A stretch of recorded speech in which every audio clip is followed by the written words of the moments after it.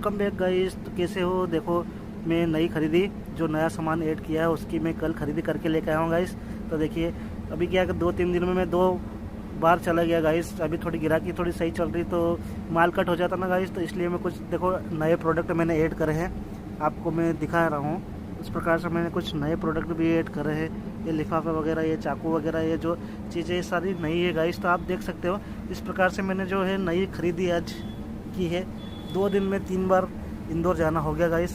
नहीं, 2 बार, 3 बार नहीं, 2 बार गया गाइस। तो कुछ नया प्रोडक्ट भी ऐड किया है। इसमें कैंची है गाइस, बड़ी वाली, और ये शीश पट्टी, और बक्कल में भी आ गई शीश पट्टी, आप देख सकते हो ये गाइस।